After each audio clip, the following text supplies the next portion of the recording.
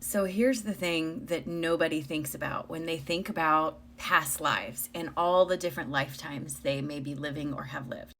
I've seen this happen a lot with clients of mine, and it's happened to me too, so I thought I'd share it with you. You have to remember a couple things. Number one, time is not a straight line. It's much more like a spiral or a circle, but it's not a straight line. So when we say past life, that's kind of a misnomer because these lives are all concurrently happening. Your higher self spins off these incarnations to have different experiences and learn different things, and they all are everywhere, different dimensions, different versions of Earth. I mean, I don't think that we can really comprehend just how amazing it is. But the thing you have to remember is we are eternal beings and we are constantly seeking knowledge. So in order to do that, we have to experience multiple sides of different things. Basically, that means you're not always the good guy. You are going to have past life experiences where you were kind of a jerk, where you did bad things or hurt people. And that's part of the experience, part of the learning. You have to go through it. I, as a woman, cannot understand what it's like to be a man. The only way for someone to understand what it's like to be a man is to be a man. You know what I mean? And of course, we all have free will and choices we can make along the way. But we also create circumstances to sort of foster that choice. So if you're learning about contrast around the choice of the value of life, let's just say that, you may have designed a life for yourself that would cause you to question that in some way. And I'm not saying that to make people mad, and I'm sorry if you get mad at me, but that's the truth of it. That's how it is. We are eternal beings. We have to experience everything in order to understand it. You can't just have conjecture. This is spirit. There's no guessing in spirit. So I had my own experience like that last night, and I'm going to tell you about it. So I've been doing the Septisync tapes, right? And I've been doing them for a couple weeks now, and it's really helped my visualization. So I decided last night to go ahead and do a past life regression hypnosis, right? On YouTube, Dr. Brian Weiss has a free YouTube session that you can listen to that will lightly hypnotize you and take you through a regression. And that's what I did last night. I have had many past life hypnosis regressions in person and virtually, so I know exactly what to expect. And I have to preface this by saying one of my most recent past life regressions, my higher self told me I'm here to be a teacher in this life experience, which, I mean, I kind of knew that. I kind of did. Anyway, and I kind of have had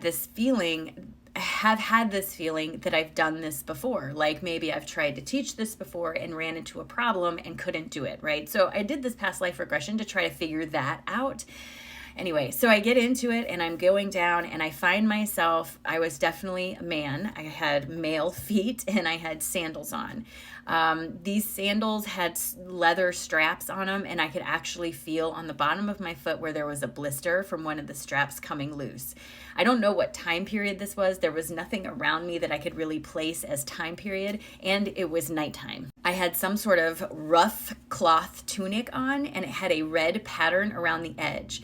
And I knew that this was an imitation of a garment that somebody wealthy would wear.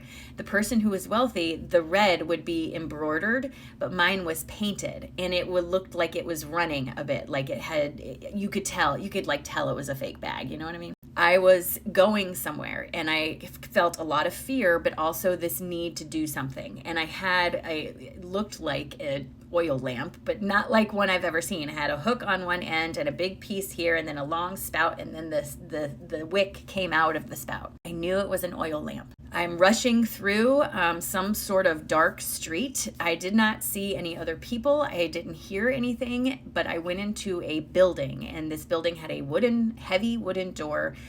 There was no lock on it, but a heavy wooden door. It was hard to push open. I went into this, and I was in a small, what felt like a stone room with like a sandy bottom to it. And there were wooden shelves all over the walls. This was not a giant room. It was probably less than the size of the bedroom I'm in right now. And as I got in there, I could see that there were rolled up papers maybe parchments or something on the shelves, and there were tons of them. And I knew that this was a library of some kind, that it contained some sort of information. Now, at this point in the regression, Erin, was like, oh, here it is. I'm going to see that I saved this ancient knowledge, and I'm here to bring it to the surface, and I could feel myself getting super excited about it, Erin. Then whoever this was promptly lit it all on fire. This person that I was burned this room full of what I knew to be important documents, important knowledge. And I knew I was burning it because I was fearful of the knowledge that I had been told by someone else that this knowledge was going to lead to something I didn't want to happen. And I went in there and I burned all of it. I saw myself burn it. I cannot explain to you how visceral it was. I could smell the smoke. I could feel the sand on the bottom of my feet. I could feel my heart racing. I could feel the feeling of not wanting to get caught. All of this, all in that moment. Then Erin, started uncontrollably crying, because for me, as someone who loves books and loves knowledge, this is the biggest, worst offense. Other than maybe doing something else to somebody, this is a pretty horrible offense that I could have seen myself do.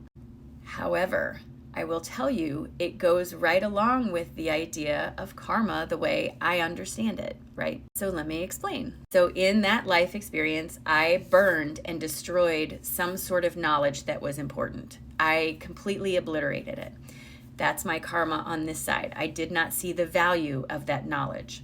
So now I have an incarnation on this side in this life experience where I am a spiritual teacher, and I see the value in that knowledge, and I'm bringing that knowledge forward. This is me balancing out the choice I made in that life experience to burn all of that knowledge. I love how you can kind of see it all come together. So, long story short, do I think the Septisync tapes helped? Yes, I do think they're helping, because my visualizations are 10 times better than they were. I could already visualize pretty well. I'm a very visual person, but this has really helped me. So, yes, I think they're definitely worth it for me. Also, it was a reminder that we're not all the good guys all the time, that sometimes we are the contrast, and that sometimes what we are so driven to do here is balancing out a choice we made in another life. It's not a punishment. It's a balancing of seeing the value or understanding the lesson behind something. I know this was long, but I hope it helped. I hope it helped, guys.